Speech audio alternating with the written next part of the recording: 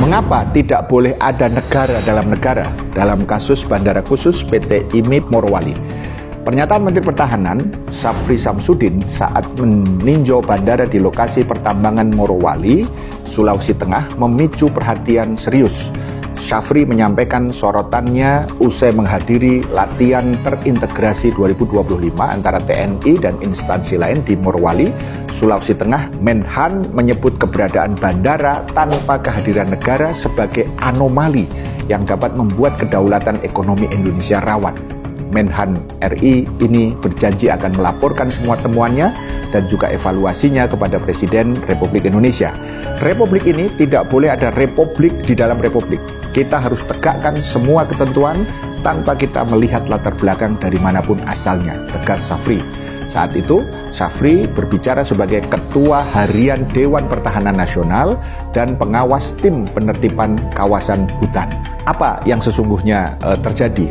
Pertama, merujuk laman Kementerian Perhubungan, Bandara IMIP adalah fasilitas yang dikelola swasta, tetapi bandara ini tetap beroperasi di bawah pengawasan Direktorat Jenderal Perhubungan Udara (DJPU) Kementerian Perhubungan. Bandara ini mengantongi kode resmi WAMP dari International Civil Aviation Organization atau ICAO dan kode MWS dari International Air Transport Association atau IATA. Bandara IMIP berjarak sekitar 4 km dari kawasan Indonesia Morowali Industrial Park. IMIP, perusahaan yang mengelola industri tambang nikel di Morowali, Sulawesi Tengah seluas 2.000 hektar. Jumlah tenaga kerja asing di PT IMIP mencapai 26.038 orang yang didominasi pekerja Cina menurut data Dinas Tenaga Kerja dan Transmigrasi Kabupaten Morowali pada Desember 2024. Bandara ini tercatat di bawah otoritas Bandara Wilayah 5 Makassar, mempunyai landasan pacu atau runway sepanjang 1.890 meter dengan lebar 30 meter menggunakan konstruksi aspal hot mix. Jenis critical aircraft atau pesawat kritikal yang bisa beroperasi di Bandara IMIP adalah Embraer IRJ-145ER.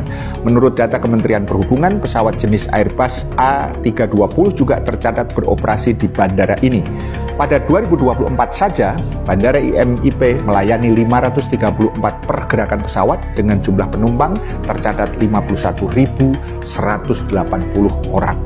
Yang kedua, pengamat penerbangan Ruth Hana Simatupang memaparkan ada dua macam bandara di dunia. Pertama, bandara umum yang melayani penerbangan untuk publik secara komersial. Yang kedua adalah bandara khusus yang digunakan untuk melayani kepentingan sendiri oleh perusahaan atau organisasi tertentu demi menunjang kegiatan pokoknya. Contohnya perusahaan pertambangan atau perkebunan. Di bandara umum, kata Ruth, tersedia layanan imigrasi, bea cukai, dan karantina.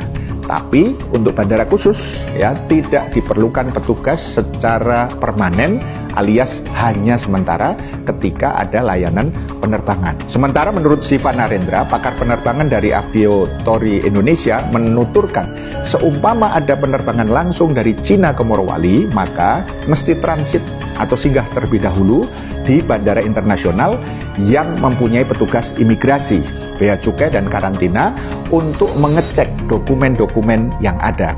Apalagi katanya jika penerbangan itu mengangkut pekerja dari Cina. Bila membawa penumpang bukan WNI dan langsung ke Morowali dan tidak ada imigrasi, itu salah. Jelas Siva Narendra kepada BBC News Indonesia. Namun demikian, menurutnya untuk memastikan semua aturan itu dijalankan dengan benar dan sekaligus membuktikan tidak ada celah kerawanan seperti yang kemudian disampaikan oleh Menteri Pertahanan Syafri Samsudin, maka pemerintah perlu mengecek ulang lalu lintas perjalanan pesawat di sana. Apakah ada historis atau ada penerbangan yang terregistrasi asing keluar masuk di Morowali? Kemudian kalau di IMIP tidak ada petugas, maka fungsi imigrasi, bea cukai, karantina ada di mana? Terutama untuk para penumpang asing tersebut. Jadi pernyataan Pak Menhan itu tidak sepenuhnya salah, tapi perlu divalidasi kembali sehingga ketahuan apakah terjadi aktivitas ilegal atau tidak. Kuncinya ada di situ. Ketiga, apakah bandara khusus berpotensi disalahgunakan? Kata Siva Narendra, potensi itu ada. Di Indonesia setidaknya ada 10 bandara khusus. Tapi selain itu katanya ada banyak bandara yang tidak dikategorikan sebagai bandara komersial yang dioperasikan oleh Angkasa Pura, bukan oleh Kementerian Perhubungan. Dalam kasus seperti ini, maka petugas bandaranya tidak semuanya dari kementerian. Jadi, semua tugas itu didelegasikan, tapi harus lapor dan diaudit.